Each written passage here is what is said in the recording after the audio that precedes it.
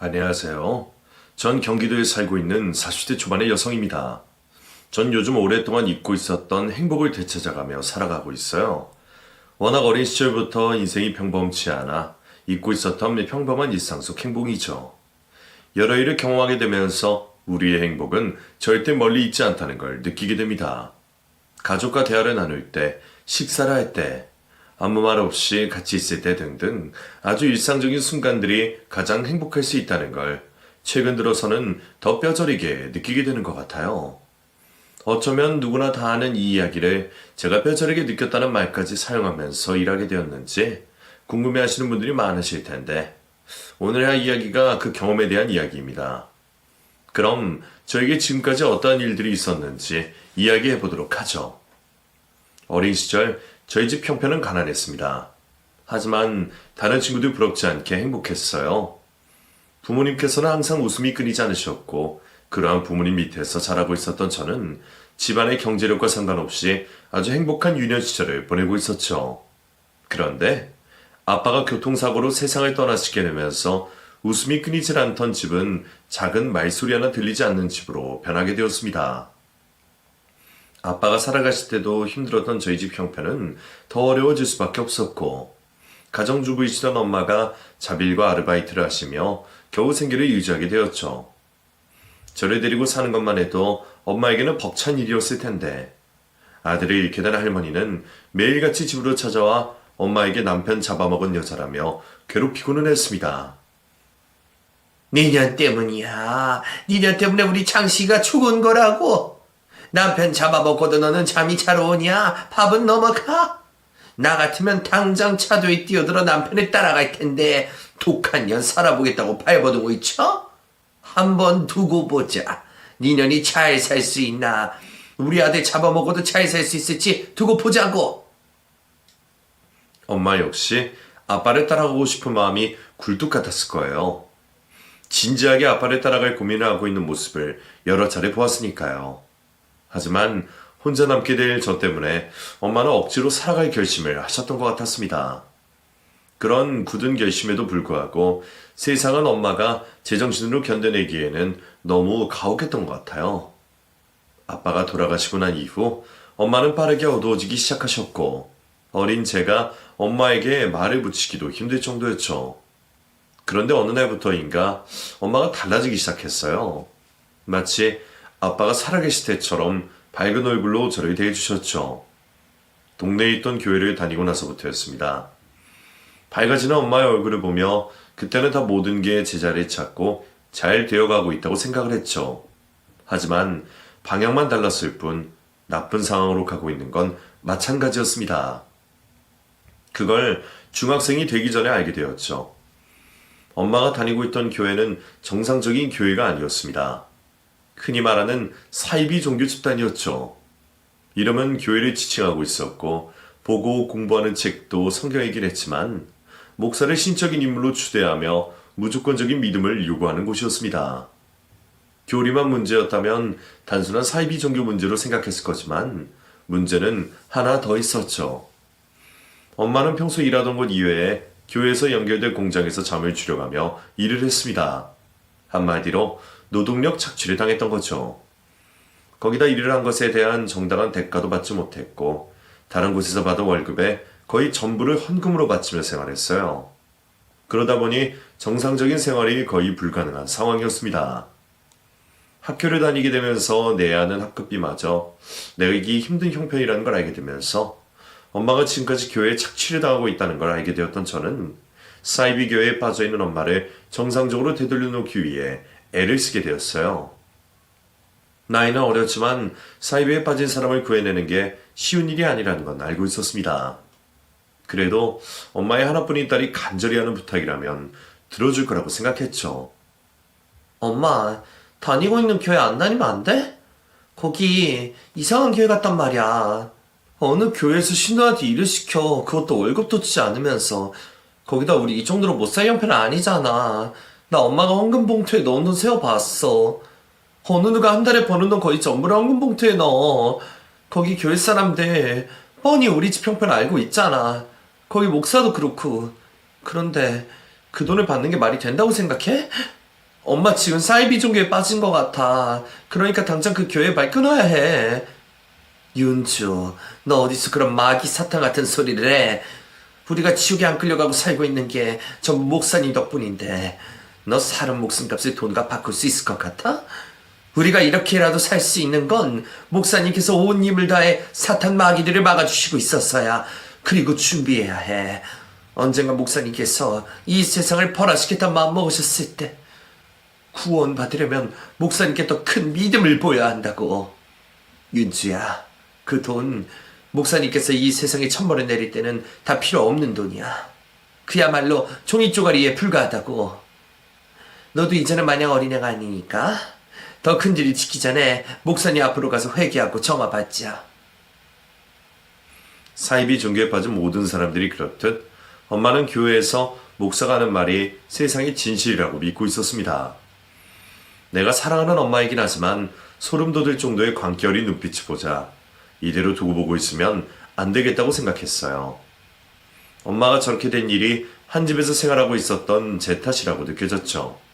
그래서 중학교 시절부터 엄마를 사이비 종교 집단에서 빼내오기 위해 애를 쓰게 되었습니다. 그때 저는 엄마를 쫓아다니며 밀리는 일이 학교를 다니는 것보다 더 중요하다고 생각해서 오로지 엄마가 정신을 차리게 돕는 일만 하게 되었죠. 그 짓을 6년 정도 한 것 같아요. 엄마가 정신이 돌아왔을 때쯤이 제가 고등학교를 졸업하기 직전이었으니까요. 정말 지옥 같은 6년을 보냈습니다. 눈물 안 흘릴 날이 거의 없었고 매일 소리 지르고 엄마를 찾아다니고는 했죠. 나중에 엄마가 다니고 있는 교회로 찾아가 아수라장을 만들기도 했어요. 그 짓을 6년간 하다 보니 교회에서도 치가 떨렸는지 엄마를 내보내게 되었죠. 엄마는 자신이 목사에게 버림을 받았다는 충격 때문인지 다행히 다른 곳은 가지 않고 집에만 있었습니다. 저는 집에 있는 엄마가 걱정이 되어 학교도 가지 않은 채 눈물 쏟으며 엄마를 설득하곤 했죠. 몇 번이고 같은 말을 했는지 모르겠습니다. 가슴에 있는 솔직한 제 심정이었지만 그 말을 여러 번 계속하다 보니 저 스스로도 이게 진심인가 싶을 정도로 같은 말을 기계적으로 되뇌고 있었죠. 그런데 어느 순간 엄마가 제 말에 반응을 했어요. 마치 오랜 시간 잠을 자오고 있었던 것처럼 현실에서 깨어나면서 말이죠. 엄마, 왜 아직도 정신을 못 차려? 거기서 나온 게 다행이라니까? 안 그랬으면 엄마 죽을 때까지 그곳에서 노예처럼 살아야 했을 거야. 목사란 그 인간, 교회 다니고 있는 사람들 모두 제정신 아니야. 엄마가 밖에 나가서 확인해봐. 엄마가 아빠 이뤄서 힘들었을 때 내가 힘이 되어주지 못해서 미안해.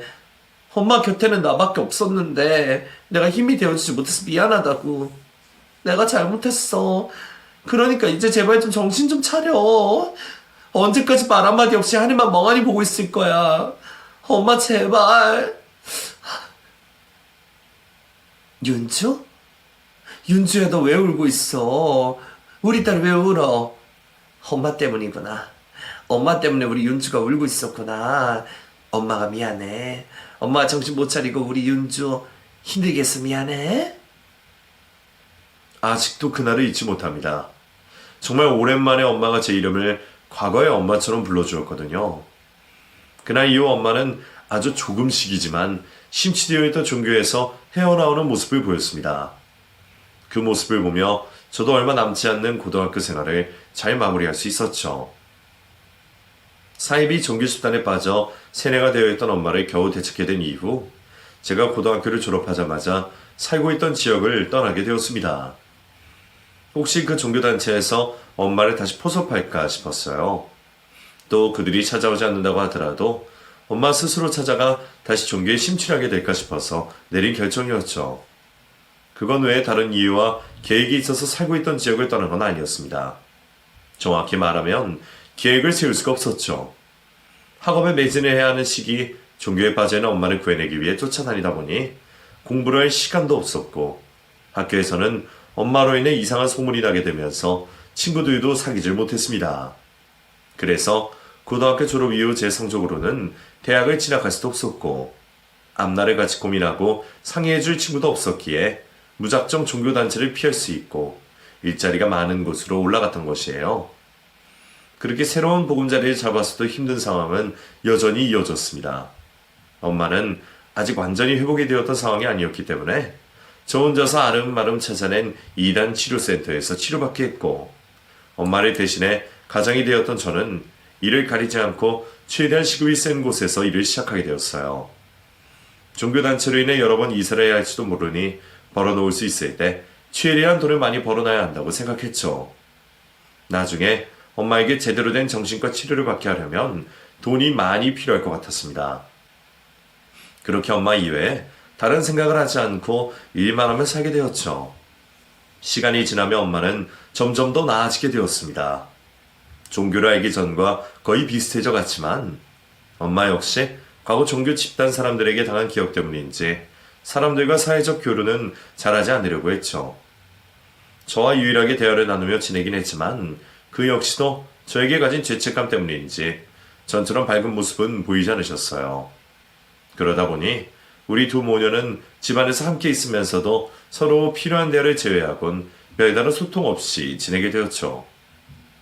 그렇게 지내다 보니 어느새 15년 넘게 시간이 흘러갔습니다. 여전히 저와 엄마는 많은 대화를 나누지 않고 각자의 일을 해오고 있었죠. 대부분 15년 전과 달라진 점이 없었지만 딱 하나 달라진 게 있었습니다. 저희 집 형편이었죠. 과거 일로 인해서 친구도 없고 다른 취미생활 가질 만한 마음속 여유도 없었던 탓에 저는 일만 해왔어요. 남들은 친구가 없더라도 가족과 함께 시간을 보내며 휴일을 보냈지만 저는 엄마와 그러지도 못했습니다. 어린 시절부터 인생의 목표라고는 세뇌당한 엄마가 정신을 차리게 하는 것뿐이었고, 그 목표가 이뤄진 이후에는 딱히 꿈이나 제 미래를 그릴 게 없더라고요. 정확히 말하면 제 또래 친구들이 또 저와 같은 사람들이 무엇을 원하고 목표를 하는지를 모른다는 게 맞는 말이었겠죠. 그래서 정말 무식하게 일만 했습니다. 20대 때부터 이어져온 불안 때문인지 언제든 어떤 상황에서든 엄마를 구해낼 준비가 되어 있어야 한다고 생각해서 돈을 모아오고 있었죠. 정말 다행이었던 건 제 인생이 돈 하나는 기가 막히게 붙는다는 거였어요. 돈만 모아야 할 줄 알았지 이 돈을 어떻게 써야 하는지 또 어떻게 투자를 해야 하는지 모르는 상황에서 가게 일을 하며 얻게 된 정보로 투자를 할 때마다 돈이 늘어나고는 했습니다. 그리고 자연스럽게 오랫동안 여러 가게에서 일을 해오다 보니 사업에 관해 보이는 게 있더라고요. 그래서 모아온 돈과 투자를 하여 벌게 된 돈으로 목 좋은 곳에서 크게 카페 장사를 하게 되었고, 이 장사가 잘 되며 별 노력 없이 큰 돈을 벌게 되었습니다. 30 중반의 경제적 여유로움은 가지게 되었지만 그때까지도 꿈 하나 없었고 인생을 즐길 줄도 몰랐어요. 그래서 굳이 나오지 않아도 되는 가게를 매일 나가 아르바이트생들보다 더 열심히 기계처럼 일만 하고 있었죠. 그러던 중에 제가 운영하고 있던 가게 앞에서 음식점 하나가 들어왔습니다. 한눈에 봐도 나이든 사장님께서 운영하실 것 같던 건강과 관련된 음식점이었는데 제 생각과 다르게 제 나이 또래 정도 되어 보이는 젊은 남자가 주인이었어요.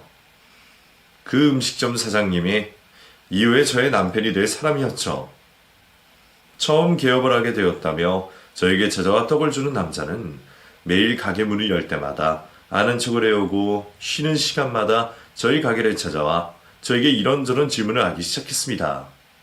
그러다 보니 저 역시 이웃사촌을 대하듯이 남자와 친분을 쌓게 되었죠. 주변 상인분들과도 좋게 잘 지내고 가게 손님들에게 불쾌한 일에 당할 때도 웃는 얼굴을 하고 있는 남자는 성실하기까지 했습니다. 눈이 오면 자기네 음식점만 아니라 자기네 건물 전체와 저희 건물까지 정리를 할 정도로 배려심도 깊었고요. 그런 남자가 저에게 마음이 있다는 표현을 은연중에 해오기 시작했습니다. 그러더니 저에게 고백을 해왔죠. 윤주씨, 정말 몰라서 이러는 거예요? 아니면 알면서도 제가 싫어서 모른 척하는 거예요?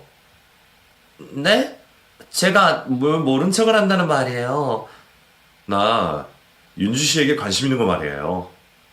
주위 다른 사람들은 다 눈치챘을 정도로 표현했는데 내가 얼마나 더 관심을 표현해야 내 마음을 알아줄래요?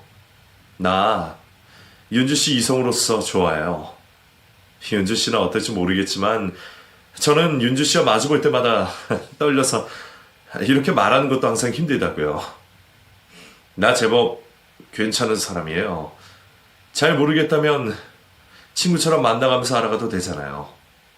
지금 당장 결정해달라는 건 아닌데 내가 윤주 씨 좋아하고 있다는 건 알고 있었어요.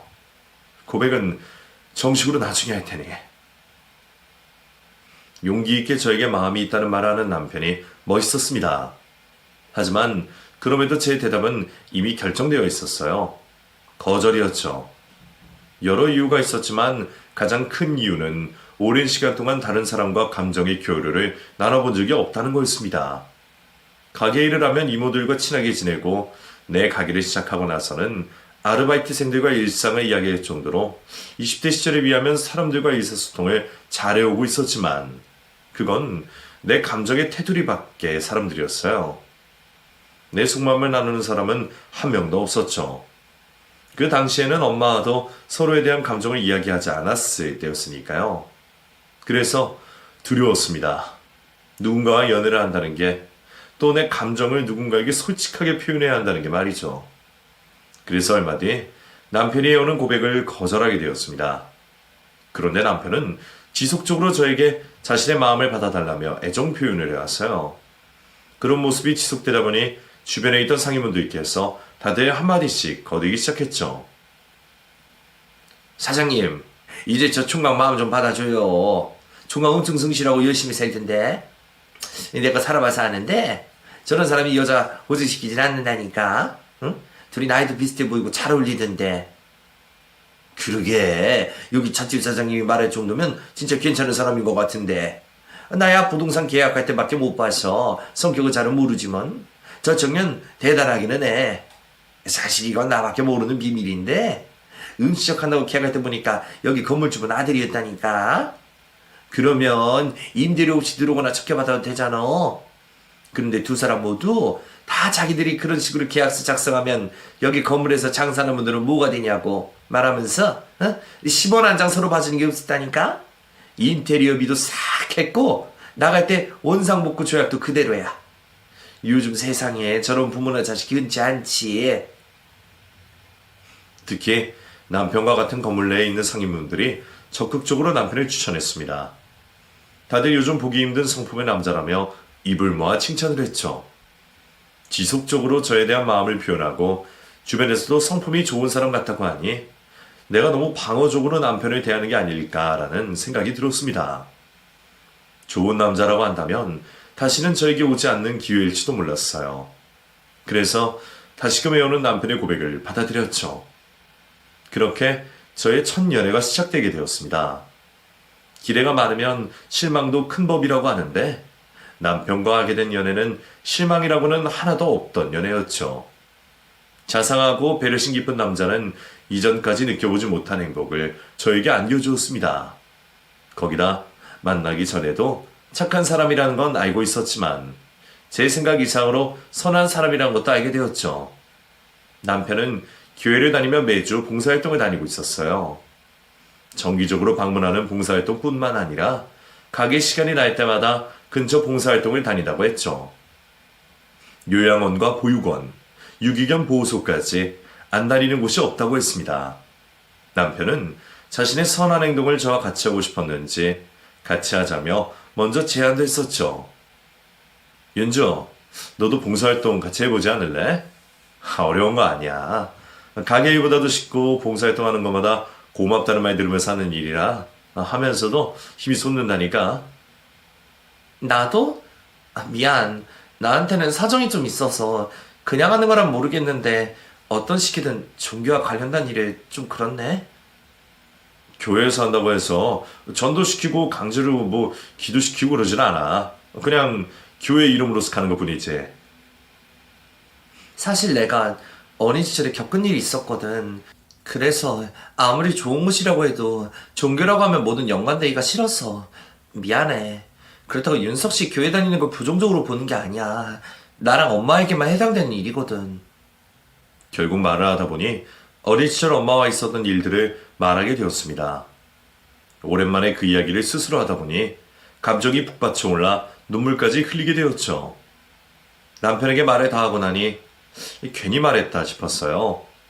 이런 과거를 가진 사람을 어떤 남자가 이해할까 싶었죠. 혹시 이번 일로 남편과 멀어지게 되면 어떡하나 싶던 차에 남편이 저를 끌어안았습니다. 그리고 힘들었던 그 시절의 기억을 떠올리게 만들어 미안하다며 저를 위로해 주었죠. 그런 남편의 모습을 보며 더 믿음이 가게 되었고 우리는 행복한 연애를 이어가게 되었습니다. 그렇게 남편과 연애를 하게 된 지 1년 정도가 되었을 때였어요. 남자친구가 결혼에 대해서 저에게 물어보았죠.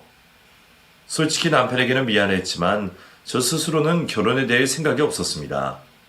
어린 시절부터 평범한 인생을 살아오지 못했으니 제 과거를 알고도 완전히 이해해줄 남자를 만나지 못할 거라고 생각했죠. 설령 그런 남자가 나타나더라도 결혼 허락을 받는 과정에서 받게 될 남자친구의 부모님의 모진 소리를 견뎌낼 자신이 없었어요. 그 생각은 남편을 만나고 나서도 마찬가지였죠. 하지만 남편과 연애를 하며 처음으로 느껴보는 감정에 망설여지긴 하더라고요. 그런 저에게 남편은 자신을 믿어달라고 했습니다. 제가 가지고 있는 과거의 일은 상관없다면서 말이죠. 윤주, 네가 무엇 때문에 내 프로포즈에 망설이고 있는지 알아? 아마 전에 말했던 그 일 때문이겠지. 정상적인 결혼 생활이 가능할까 걱정될 테고 혹시 어머니께서 다시 잘못된 종교에 빠지지 않을까 그래서 내게 피해를 주면 어쩌나 싶을 거야. 나도 이 정도 예상은 다 하고 고백하는 거야. 너가 원한다면 이렇게 연인 관계로만 만나도 좋아. 그런데 나를 위해서 조금만 용기를 내주면 안 되겠어? 너는 용기만 내면 돼. 너가 하는 걱정은 내가 다 알아서 해결할 테니. 너에게 믿을 수 있는 남편이 될게. 어머님에게는 믿고 의지할 수 있는 자식 같은 사이가 될 거고. 과거의 악몽, 기억도 나지 않을 정도로 행복하게 해줄 테니 나와 결혼해주지 않을래? 과연 제가 남자친구 입장이라면 결혼해달라고 말을 할 수 있을까 싶었습니다. 저의 과거도 상관없고 앞으로 무슨 일이 벌어지든 자신만 믿어달라는 남편의 말을 듣고 감동을 하게 되었던 저는 남편의 고백을 받아줬죠. 남편을 믿고 결혼 약속을 하게 되었지만 시부모님께 인사를 드리러 갈 때는 걱정이 한아름이었습니다. 두 분께서 과거 이야기를 물어보시면 뭐라고 대답을 해야 할지, 물어보시지 않는다면 이대로 영영 숨기고 살아야 하는 것인지 고민이 되었죠. 고민을 하고 있는 저에게 남편은 손을 잡아주며 걱정하지 말라 했어요. 자기가 다 해결해 주겠다고 했죠. 남편 하는 말에 믿음이 갔습니다. 그 믿음 하나만 보고 시부모님을 뵙게 되었죠. 그런데 이미 시부모님께서는 저의 과거와 엄마에게 있었던 일을 자세히는 아니지만 알고 계셨어요. 남편에게서 먼저 이야기를 듣게 되었다고 말씀하셨죠. 두 분께서는 저를 안아주시며 지난날 고생을 해온 것에 대해 마음 아파하셨습니다. 두 분이 저에게 보이시는 뜻밖의 모습을 보며 놀랄 수밖에 없었죠. 저에게는 그 모습이 그 어떤 모습보다 더 열렬한 환대나 다름없었으니까요.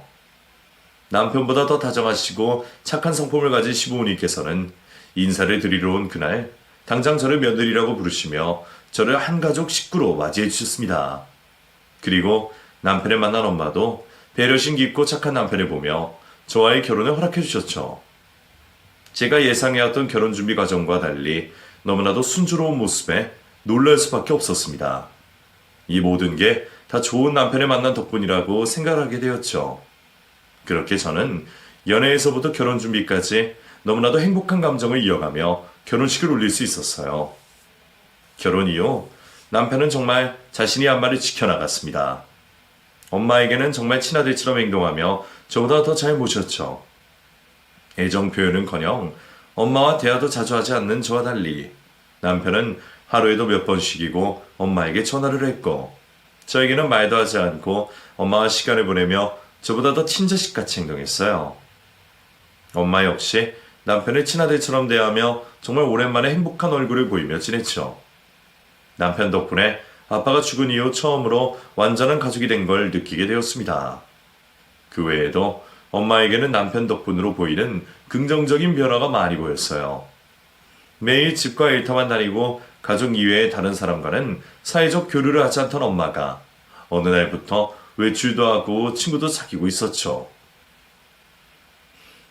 엄마, 집에 갈비가 선물 들어와서 저녁에 그이랑 엄마 집에 가서 같이 구워 먹을까 하는데 일 언제 끝나? 오늘 안 되는데. 엄마 오늘 회식 있었어. 회식? 엄마가 회식을 나간다고? 정말이야? 어디서 누구랑 먹는데? 회식을 같이 일하는 사람들끼리 먹지 누구랑 먹어? 그리고 네가 가게 알아서 뭐하게? 와서 엄마 기 좀 살려주려고? 너 무슨 생각하는지 아는데? 엄마도 이제 사람들 만나고 친구도 사귀면서 살아. 그러니까 너무 걱정하지 마. 회식을 하는 걸 가지고 거짓말하진 않겠지만 변한 엄마의 모습이 쉽게 믿어지지 않았습니다. 그래서 결국 엄마 길을 세워주겠다고 회식비를 결제해주러 간다고 했죠. 그렇게 찾아간 고깃집에서 엄마가 다른 사람들과 즐겁게 웃고 즐기는 모습을 보게 되었어요. 그 모습을 보자 엄마가 정상으로 돌아온 것 같아 눈물이 터져 나왔죠. 엄마에게 들킬까 차 안으로 가서 얼마나 울었는지 몰라요. 물론 기뻐서 흘린 눈물이었지만요. 엄마에게도 고마웠지만 누구보다 남편에게 고마웠습니다. 우리 집의 모든 변화가 다 남편 덕분이라고 생각했으니까요. 그래서 저 역시 남편에게 도움이 될 수 있다면 최선을 다해 돕게 되었고 항상 적자를 보고 있는 남편의 가게를 도와주며 행복한 결혼 생활을 이어가게 되었죠. 그러다 결혼 후 세 번째 명절을 맞는 날이었습니다. 시부모님께서는 명절마다 해외나 국내 여행지로 휴가를 가셔서 저희는 엄마와 같이 시간을 보내고는 했죠. 그날 역시 이틀 동안 엄마와 같이 명절을 보내고 있던 중이었어요. 따로 차례를 지내진 않았지만 가족들끼리 맛있게 먹을 요리도 하고 수다도 떨며 알코올도 조금씩 들어가니 생각보다 더 일찍이 가족들 모두가 잠자리에 들게 되었죠. 그렇게 잠을 자고 있던 도중 몸부림을 치다 침대에 남편이 없다는 걸 알게 되었습니다. 살짝 잠에서 깨어났고 화장실에 가고 싶어졌어요. 방에서 나와 화장실 가려고 하는데 엄마 방 쪽에서 사람 말소리가 들려왔습니다. TV 소리라고 생각해서 가려던 화장실에 들어가는 순간 엄마 방에서 들리는 소리가 남편의 목소리라는 걸 알게 되었죠. 무슨 이야기를 하길래 잠을 자다 말고 일어나서 대화를 하나 싶어 방문에 귀를 대고 두 사람의 대화를 엿게 되었어요. 그러니까 나는 자네 말대로 하면 되는 거지?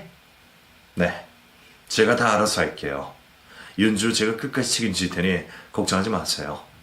가장 중요한 건 윤주가 저희들 계획을 먼저 알아차리면 안 되는 거니까. 장모님, 오늘 한 이야기 우리 둘만의 비밀입니다. 아시겠죠? 무슨 말인가 싶었어요. 아무리 생각해도 저 모르게 두 사람이 이럴 꾸밀 게 없었으니까요. 좀 더 귀를 기울여 두 사람의 대화를 자세히 엿들으려고 하는데 방 안에서 남편과 말고도 낯선 이의 목소리가 또 들리더라고요. 도대체 이게 무슨 일인가 싶어서 방문을 아주 살짝 열어 안쪽을 들여다봤죠. 그러자 경악할 만한 장면이 눈앞에 펼쳐졌습니다. 엄마의 방 안에서 들리던 낯선 사람의 목소리는 TV에서 나오는 남성의 목소리였어요. 그런데 화면에서 나오고 있는 남자의 모습이 제가 가장 우려하던 모습이었죠. 십자가 있는 배경에 하얀 옷을 입고 열정적으로 목소리를 높여 설교를 하고 있었습니다. 옷만 봐도 알 수 있었어요. 사이비 종교와 관련된 사람이란 걸요. 거기다 엄마와 남편 앞자리에는 성경책과 함께 이상한 책자들이 있었어요. 과거 일로 인해 우리 집에서는 절대로 볼 수 없었던 종교에 관련된 책을 보게 되자 불길한 예감이 스쳤습니다. 처음에는 엄마가 또 사이비에 빠져 거절 못하는 착한 남편에게 전도를 하는 건가 싶었는데 그건 아닌 것 같더라고요. 분명 제가 며칠 전에도 집 구석구석을 뒤져보면서 엄마가 또 이상한 종교나 무속 신앙에 빠져있지 않는지 확인을 했으니까요. 그때는 분명 종교에 관련된 책이 단 한 권도 없었습니다. 두 사람을 하는 말을 들어보니 남편도 의심을 안 할 수가 없었어요. 우선은 두 사람에게 들킬까 싶어 놀란 마음을 겨우 붙잡아가며 조용히 침대 안으로 들어갔습니다. 그리고 밤새 잠자리를 뒤척이며 앞으로 어떻게 해야 할지 제가 무엇을 놓쳤던 건지 되뇌게 되었죠. 우선 다음날 엄마와 함께 외출을 하기로 약속이 잡혀 있어 그때 집을 뒤져보며 제대로 확인을 하기로 했습니다. 그래서 나갈 준비를 하고 있는 남편과 엄마에게 몸이 안 좋다는 핑계를 대고 집에 남게 되었죠. 베란다에서 엄마와 남편이 아파트 단지를 나갔다는 걸 확인했던 저는 엄마 방과 남편의 짐을 뒤져가며 어제 확인했던 책자들과 방송이 나왔던 CD를 찾게 되었죠. 확인을 해본 결과 제가 걱정하던 대로 사이비 종교가 맞았습니다. 이전 엄마가 믿었던 종교는 아니었지만 교주가 하는 말을 조금만 들어봐도 성경 해석본이라고 나와 있는 책자의 내용을 조금만 읽어봐도 사이비임을 알 수가 있었죠. 그런데 사이비 종교와 관련된 물건들을 발견한 곳이 남편이 가지고 다니던 가방 안이었어요. 그러니까 제가 사랑하고 믿어왔던 남편이 사이비 종교의 신도였다는 거였죠. 과거 엄마가 사이비 종교에 빠져 있었기 때문에 그 옆에 있는 가족들이 얼마나 힘든지 알고 있었습니다. 사이비에 빠진 가족과 생활하는 것도 또 그 가족들을 다시 사이비 종교에서 빼내와 정상적으로 되돌리는 것도 너무나도 힘든 일이라는 걸 경험으로 체험해 알고 있었기 때문에 겁이 날 수밖에 없었죠. 무엇 하나 빠질 게 없는 남편이 어쩌다 사이비에 빠지게 된 건지 또 어느 정도 빠져 있는지 알아야 할 것 같았습니다. 그래서 남편의 뒤를 밟아보게 되었어요. 물건만 확인했을 때는 그렇게까지 절망하지 않았던 것 같은데 남편의 뒤를 밟아 사이비 예배당에서 열성적이게 예배를 올리고 있는 남편을 보자 하늘이 무너지는 것 같았습니다. 보아하니 종교에 빠지게 된 지 꽤나 오래되어 보였어요. 교회 내에서 간부 역할도 하고 있을 만큼 믿음도 대단해 보였습니다. 새로 들어온 사람들을 맞이하며 열성적으로 전도하고 신앙심을 불러일으키는 걸 보니 엄마 생각이 나더군요. 남편이 우리 엄마에게도 저렇게 열성적으로 전도를 했을 거라고 말이죠. 저 때문에 엄마가 다시 한번 사이비에 빠진 것 같아 마음이 심란했어요. 그리고 내가 두 사람 모두를 이 사이비 집단에서 빼내올 수 있을까라는 걱정을 하게 되었죠. 두 사람 모두 제 인생에 있어 가장 소중한 사람들이었지만 솔직히 두 사람 모두를 빼내올 자신은 없었습니다. 한 사람만이라도 다시 정상으로 돌릴 수 있을까 싶었죠. 그래서 우선 다시 종교에 빠지게 된 지 얼마 안 되었을 것 같은 엄마를 먼저 구출해내기로 했어요. 남편과 떨어뜨려야 한다고 생각했기 때문에 이전에 엄마의 사이비 치료를 받았던 목사님께 찾아가 도움을 요청하게 되었죠. 제 이야기를 듣게 되신 목사님께서는 이번에도 치료에 도움을 주시겠다고 했습니다. 해당 센터에 머무르며 지낼 수 있게 해주시겠다고 말씀하셨죠. 우선 엄마만 이곳에 데려오면 남편에게 엄마가 없어진 걸 둘러대는 건 별거 아니다 싶어 최대한 빨리 행동하기로 했습니다. 시간이 흐를수록 사이비 종교에 대한 엄마의 믿음은 커져가고 있었을 테니까요. 엄마에게는 같이 교회로 드라이브나 갔다 오자고 속이고 차에 태워 치료센터로 출발하게 되었죠. 익숙한 풍경이 있는 길로 돌아서자 엄마는 과거 치료받았던 기억이 났는지 갑자기 저에게 어디를 가는 거냐고 물어보았습니다. 지금 대답을 하면 엄마가 격렬하게 반항을 할 것 같아 우선 거짓말하며 둘러대었는데 이미 눈치를 챈 것 같았어요. 결국 운전을 하며 실랑이를 벌이게 되었죠. 너 지금 어디로 나를 데려가는 거니? 이 길 그 치료원이 있던 곳이잖아. 치료하는 거 맞지? 아니야, 엄마가 지금 치료원을 왜 가? 가다 보니까 이쪽 길로 왔네. 나는 이 길이 그 길이라는 걸 엄마가 말해서 알았어. 너 차 세워. 나 지금 거기 들어갈 수 없어. 지금 들어가면 모든 게 수포로 돌아가는 거라고. 내가 다 말해줄 테니까 우선 차 세워. 엄마 미안해. 근데 엄마도 예전에 경험해봐서 알잖아. 지금 엄마 걱정되는 거 이해되는데 이전에 치료받고 난 다음을 떠올려봐. 지금 치료센터로 들어가는 게 맞는 행동이야. 운전 중이니까 괜히 위험하게 행동하지 말고 우리 조용히 치료센터 가서 치료받고 돌아오자. 윤주야, 그런 거 아니야. 엄마 정말 아무렇지도 않다니까? 네가 지금 오해를 하는 거야. 얼른 차 세워. 치료원에 가서 같이 있으면 안 된다고. 네가 위험하다니까. 엄마가 치료를 거부하고 저에게 소리를 지르자 과거의 기억이 다시 떠오르기 시작했습니다. 그 당시 힘들었던 기억과 감정들이 떠오르자 더는 운전을 할 수가 없을 것 같았어요. 그래서 차를 갓길에 세워놓고 울며 엄마에게 소리를 지르게 되었죠. 왜 또 이러는 건데? 누가 엄마를 꼬실 때 한번 대인 적도 있으면서 왜 또 그놈의 사이비 종교를 믿냐고. 윤석 씨가 전도한다고 그렇게 쉽게 넘어가면 어떡해. 엄마가 윤석 씨한테 정신 차리라고 나한테 말해서 치료를 받게 해야지. 왜 또 나한테 이런 일이 겪게 하냐고. 내가 엄마 때문에 얼마나 힘든 시절을 보내는지 알아? 나 엄마 때문에 그 시절에 좋은 기억 하나도 없어.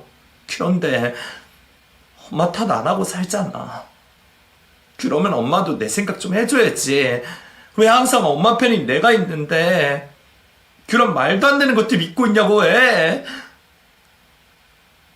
울며 엄마에게 서운한 마음을 화려내며 풀어내고 있었습니다. 그런데 그때 엄마가 놀라운 말을 시작했어요. 너, 네 남편이 사이비 씨인 거 알고 있었어? 어디까지 알고 있는 거야? 언제부터 알고 있던 거고? 윤수야, 엄마 사이비 안 믿어. 네 남편에게 안 넘어갔다고. 엄마 제정신이야. 지금 치료를 안 간다는 거 사이비 종교 믿어서 안 간다는 게 아니라고. 엄마가 하는 말을 믿진 않았습니다. 당연히 지금 당장 이 상황을 피하고자 거짓말한다고 생각했죠. 하지만 다음 하나 엄마의 말로 인해 저는 엄마가 사이비 종교에 빠지지 않았다는 걸 알 수 있었어요. 엄마가 어떻게 너한테 또 그런 잘못을 저질러? 엄마가 가장 후회하는 일이 뭔지 아니? 내가 사이비 종교에 미쳐서 오랜 시간 동안 내 딸 힘들게 한 거야. 시간을 돌릴 수 있다면 그때로 돌아가서 그런 일 생기지 않게 어떻게든 나를 말리고 싶다고. 내 딸 마음고생하지 않게 다른 아이들과 마찬가지로 행복하게 살 수 있게 해주고 싶다고. 지금도 그 일이 정말 뼈저리게 후회가 되는데 어떻게 내 딸 눈에 피눈물 나게 하는 일을 또 하겠어. 엄마 제정신이야. 사이비 종교에 빠진 게 아니라고 윤주야.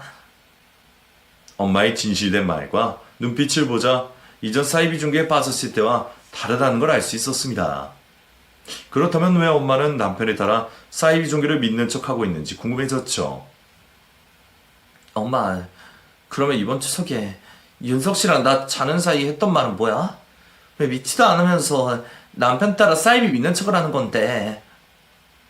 네 남편이 너한테 일부러 접근했다는 걸 알게 됐어. 너도 옆에서 봐서 알겠지만 윤서이가 날 챙긴다고 집에 얼마나 자주 찾아오니. 그때는 나도 윤서이가 날 장모님이 아니라 엄마처럼 여겨서 챙겨주는 거라 생각했어. 그런데 은근슬쩍 내가 사이비에 미쳤던 시기를 물어보더라고. 그러더니 점점 이야기가 이상한 곳으로 빠져. 그런 가짜들 때문에 진짜로 신앙생활하는 사람들이 힘들다고 했던가? 그러면서 내게 사람도 사귀고 봉사활동도 하면서 과거에 있었던 죄책감이나 후회를 다뤄보자고 하더라고. 그런데 내가 싫다고 했어. 과거에 내 전적이 있어서 이제는 어떤 종교도 믿지 않을 거라고. 그러다가 윤주가 네가 걱정할 게 뻔하니까. 그랬더니 그러면 종교는 믿지 않고 봉사활동만 하자고 하더라. 여러 번 그런 말을 하니까 또 좋은 일이라고 생각되니까 따라 나서게 되었지. 처음에는 좋았어. 윤석이가 말했던 것처럼 내가 저지른 죄값을 갚는 느낌도 나고. 그런데 언젠가부터 윤석이도 그렇고 같이 봉사활동하는 사람들도 그렇고 종교에 대해서 은근히 이야기를 하는 거야. 정신 똑바로 차리지 않으면 또 빠질 것 같더라고. 그래서 거리를 두려고 하는데 윤석이 입장에서는 내가 종교에 빠졌다고 생각했는지 본격적으로 전도를 하려고 하더라. 그 전도하는 내용을 들어보니까 수상해. 혹시 네 남편이 사이비에 빠졌다고 하면 네 마음이 어떨까 싶어서 확인하려고 교회를 따라 나가봤지. 그런데 사이비가 맞더라. 그걸 알게 되니까 눈앞이 깜깜한 거야. 나 때문에 자기 인생 반에 날려가면 그렇게 힘들게 살았는데 이번에는 사랑하는 남편이 사이비에 빠졌다니. 그래서 내가 너한테 알리지 않고 윤석이를 정신 차리게 하려고 했다. 그래서 일부러 쫓아다니게 되었어. 그런데 우연히 윤석이가 교회 장로라는 사람과 네 이야기라는 걸 듣게 된 거야. 그리고 너한테 일부러 접근한 것까지. 윤주야, 충격적이겠지만 엄마 믿고 엄마만 따라와. 이번에는 내가 널 그 녀석 손아귀에서 구해줄게. 힘들게 살아온 내 딸 엄마가 구해줄 테니 아무 걱정하지 말어. 엄마는 남편이 저의 재산을 노리고 접근했다는 걸 들었다고 했습니다. 그리고 아주 무서운 계획도 있다는 걸 알게 되었다고 했죠. 저에게 돈이 많다는 소문을 듣고 접근한 남편은 연애를 하면서 자신이 믿는 사이비 종교에 끌어들여 제 재산을 교회에 바치려고 계획한 것 같다고 했습니다. 그런데 제가 엄마와 있었던 과거의 일로 인해 종교에 대해서는 무조건 부정적이고 어떤 방법을 써서도 비집고 들어갈 수 없다는 걸 알자 방법을 바꾼 것 같다고 해요. 결혼을 해서 저와 엄마의 신뢰를 얻은 다음 과거 사이비 종교에 빠진 적이 엄마를 깨어내요. 제가 정신적으로 이상이 있다고 세뇌를 시켜 저를 정신병원에 강제로 감금을 시키려고 했던 것이었죠. 정신병원 강제 감금의 경우 가족 2인 이상의 동의를 얻어야 가능했기 때문에 저희 재산을 빼앗는데 첫 번째 순서로 엄마를 자신이 믿는 종교로 포섭을 하려고 했던 것이었습니다.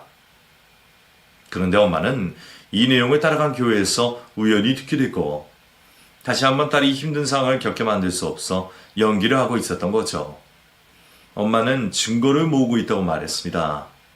남편이 저에게 접근하여 비정상적인 방법으로 금전적 이득을 취하려 하는 증거를 말이죠. 엄마는 제가 남편과 혼인 취소를 할 수 있게 그리고 남편이 사기 공모죄로 처벌을 받을 수 있게 준비 중이라고 했습니다. 그러며 항상 품속에 가지고 다닌다는 녹음기를 저에게 건네주었죠. 그곳에는 제가 정신착란을 겪고 있다는 남편의 목소리가 담겨져 있었어요. 그리고 자신의 범행 계획을 말하고 있는 내용들도 담겨져 있었죠. 엄만 필요하다면 나를 희생시켜서라도 그럼 처벌받을 수 있게 만들려고 한다. 그러니까 엄마 좀 믿어줘. 물론 내가 저지른 잘못 때문에 불안한 거 알아. 하지만 이제 2번 다시는 나 때문에 내 딸이 눈물 흘리게 만들지 않을 거다. 엄마 어떤 상황에서도 정신 꽉 잡고 있으니 엄마만 믿어다오. 엄마만 위험에 빠뜨릴 수 없었습니다. 남편과 한 집에서 생활하고 있었던 사람은 저였기에 제가 더 많은 증거를 모을 수 있을 거라고 생각했죠. 곧바로 제가 외출할 때마다 집 구석구석에 카메라와 녹음기를 켜놓고 남편의 입에서 나오는 증거들을 모으게 되었죠. 그러다 보니 엄청난 사실들을 알 수가 있었습니다. 정말 세세하게 개혁되어 있던 사기라는 걸 말이죠. 우선 제가 보았던 남편의 부모님들 모두 가짜였습니다. 두 사람 모두 남편이 다니고 있는 사이비 종교 집단과 관련된 사람들이었죠. 진짜 부모님들은 남편이 사이비에 빠지고 헤어나오지 못하자 연을 끊게 된 지 오래되었다고 했어요. 그래서 이어지는 거짓말이 바로 밝혀졌죠. 남편의 아버님이 소유하고 계시다는 그 건물. 그 건물의 소유주는 사실 남편이 믿는 종교단체였어요. 그리고 그 가게 안에서 가게를 하고 있는 사람들 대부분이 그 종교의 신도들이었죠. 그러니까 남편이 좋은 사람이라며 저에게 바람을 넣었던 찻집 사장님과 부동산 사장님 모두 계획적으로 저에게 접근을 했던 거였습니다. 어떻게 보면 엄마를 제외하고 제 주변 모든 것이 조작된 상태였던 거죠. 이 모든 사실을 알게 되었던 저는 남편과 혼인 취소 소송을 하게 되었습니다. 그리고 사기 공모죄로 관련된 사람들 전부를 고소하게 되었죠. 법대로 하는 일이니 증거들만 있으면 쉬울 줄 알았는데 전혀 그렇지 않았습니다. 하루에도 수십 번 종교 관련된 사람들이 저희 가게 영업장으로 찾아와 무언의 압박을 했거든요. 하지만 그때는 저 혼자가 아니었습니다. 엄마가 제 곁을 지켜주며 끝까지 소송을 이어갈 수 있게 해주었죠. 사이비 종교라고 하면 이골이 나 있었던 저희 모녀는 그 종교단체의 압박을 대수롭지 않게 무시할 수 있었습니다. 그리고 결국에는 승소를 하게 되어 남편과의 관계를 깔끔하게 끝낼 수 있었죠. 남편과 혼인 취소를 하고 저에게 사기를 공모했던 사람들에게 처벌을 받게 했던 저는 오랜 시간 해오던 가게를 닫게 되었습니다. 저 스스로의 선택이었죠. 장사는 더 할 수 있었지만 바로 앞에 사이비 단체를 두고 장사하는 게 영 마음이 불편하더라고요. 그래서 가게를 폐업 후 다른 곳으로 옮겨 새로운 마음과 새로운 다짐을 하고 있어요. 전에 하던 목만큼 목이 좋은 것은 아니라 수익이 떨어지긴 했지만 그래도 우리 두 모녀가 살아가기에는 부족함이 없습니다. 제가 모아둔 돈이 있고요. 그래서 넘치는 여유로 엄마와 함께 많은 여행지를 돌아다니며 못다 했던 모녀간의 추억을 쌓고 있어요. 저 지금이 인생에서 가장 행복한 시간입니다. 엄마와 이런 시간을 보내게 될 거라고는 상상하지 못했으니까요. 너무 늦게 찾은 행복에 아쉬워하지 않고 앞으로 쌓게 될 엄마와의 행복한 추억만 생각하며 미래를 그려나가려고 합니다. 그러면 여러분들께서도 이번 설 연휴 가족과 함께 좋은 추억 쌓을 수 있는 시간 보내기 바랄게요. 저의 이야기 들어주셔서 감사합니다.